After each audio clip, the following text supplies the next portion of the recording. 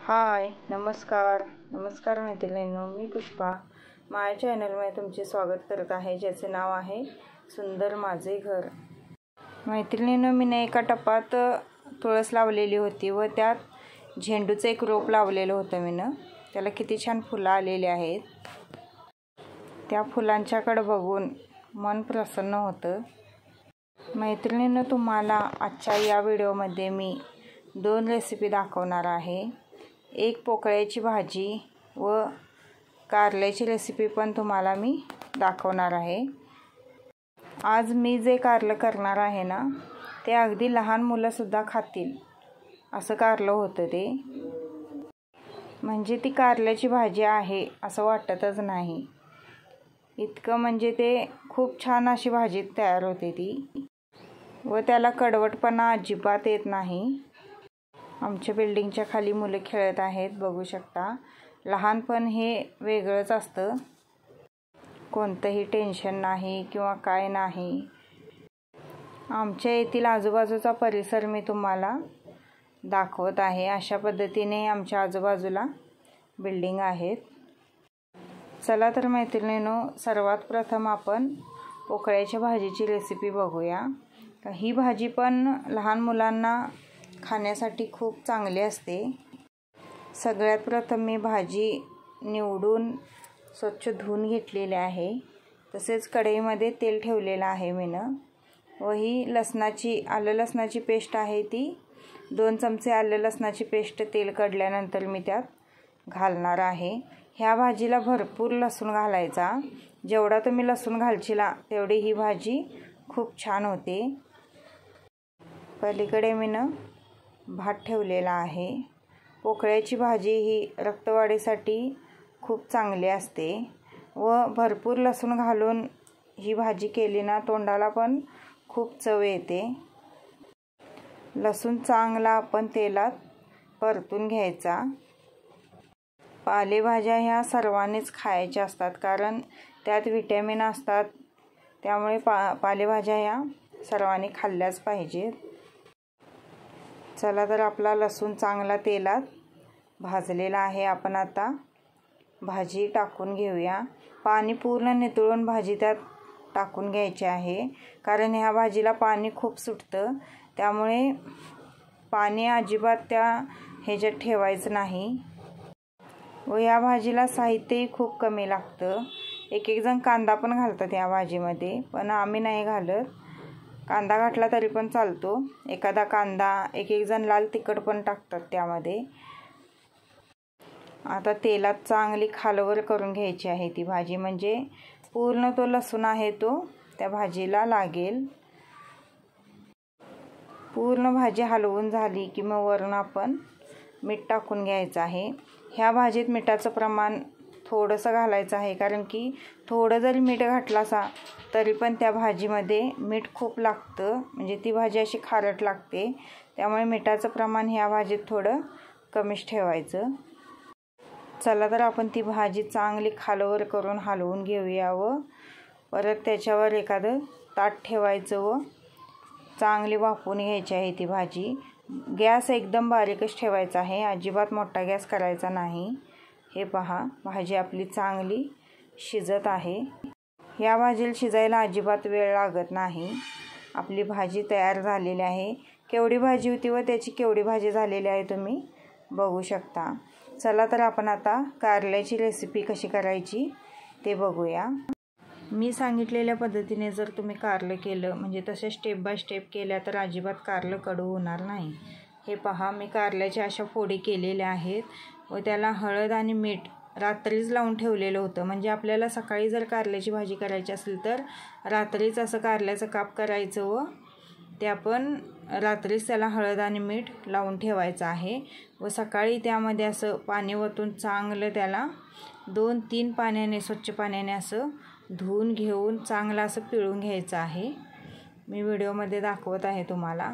या पद्धतीने ते चांगलं असं 2-3 पाण्याने धुवून चांगलं पिळून घ्यायचं आहे कारलं। कारलं पण सगळ्यांनी खावं, कारण रक्त शुद्ध करण्याचे काम कारलं करतं, त्यामुळे कारल्याची भाजी ही सर्वांनी खाल्लीच पाहिजे। जर तुमच्या घरी कारलं खात नसतील तर या पद्धतीने तुम्ही कारलं करून बघा, ते अजिबात कडू होत नाही. तुम्ही ही रेसिपी करून बघा व मला कमेंटद्वारे कळवा की कारलं कसं झालं ते. चला तर आपण आता ती कारली स्वच्छ पाण्याने असं 2-3 वेळा धुवून घेऊया, म्हणजे त्यातील कडूपणा जो आहे तो निघून जाईल. मी कारलं स्वच्छ धुवून घेतलेलं आहे व त्याचे एकदम बारीक बारीक असे काप करून घेतलेले आहेत.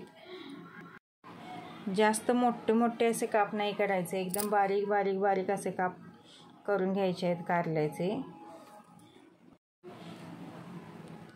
मी भाजी काढून घेतलेली आहे व त्याच कढईमध्ये मी कारलं करणार आहे. शेंगदाण्याचा कूट मी बारीक करून घेतलेला आहे. तसेच आलं लसणाची पेस्ट मी करून घेतलेली आहे. तसेच एका वाटीमध्ये चिंच व गूळ घेतलेला आहे.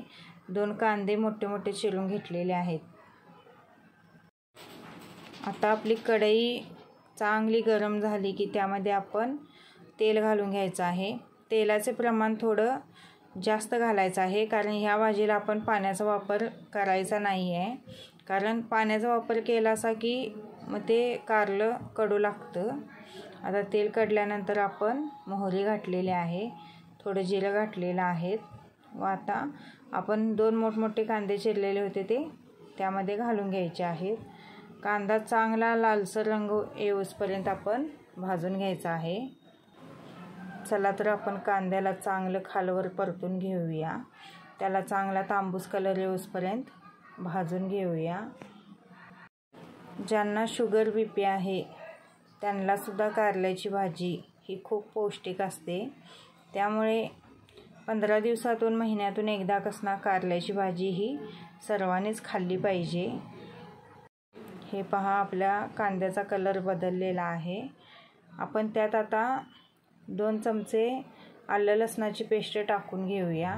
आलं लसणाच्या पेस्टमुळे सुद्धा भाजीला खूप छान वास व सुगंध येतो व त्या भाजीची टेस्टच बदलते. त्यामुळे प्रत्येक भाजीत थोडं थोडं कसना आलं लसणाची पेस्ट ही वापरलीच पाहिजे. आता आपण तेलात चांगलं ते एकजीव परतून घेऊया. कारलं हे खूप गुणकारी आहे. ज्यांना रक्ताचे प्रॉब्लेम असतील, म्हणजे ज्यांचं रक्त सारखं नसतं, त्यांच्यासाठी कारलं हे अतिशय औषधी आहे. आता मी आलं लसणाची पेस्ट, कांदा सर्व भाजून झाल्यावर अर्धा चमचा हळद टाकलेली आहे. तसेच तुमच्या चवीनुसार तुम्ही लाल तिखट टाकू शकता. आता आपण ते सर्व काही तेलात चांगलं परतून घेऊया. म्हणजे लाल तिखट तेलात चांगलं परतलं गेलं तर त्याचा स्वाद पूर्ण भाजीला लागतो. व त्यानंतर आपण बारीक चिरलेली जी कारले होती ती त्यात टाकायची आहेत व ती खालवर करून घ्यायची आहेत. म्हणजे तो मसाला सर्व काही त्या कारल्यासनी लागेल. गॅस एकदम बारीकच ठेवायचा आहे. गॅस अजिबात मोठा करायचा नाही, कारण की गॅस जर मोठा केला तर ते सर्व काही करपून जाईल. ही भाजी पूर्ण मंद गॅसवरच करायची आहे. आता मी चिंच आणि गूळ त्या भाजीमध्ये टाकत आहे व परत एकदा आपण ते खालवर करून घेऊया.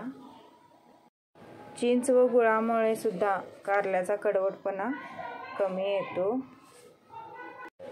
आता आपण चवीनुसार मीठ घालून घेऊया. मीठ घालून ते परत एकदा आपल्याला सर्व काही एकजीव करून घ्यायचे आहे.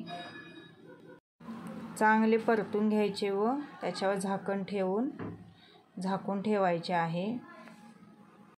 या भाजीमध्ये पाण्याचा वापर अजिबात करायचा नाही. थोडा वेळ शिजल्यानंतर मग आपण त्यामध्ये शेंगदाण्याचा कूट घालून घेणार आहे.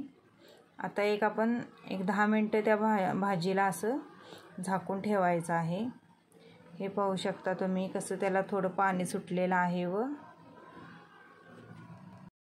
त्याचा कलर पण किती छान आलेला आहे. कारले एकदम जून घ्यायची नाहीत, कोवळी कारली घ्यायची, म्हणजे त्याची भाजी खूप छान होते.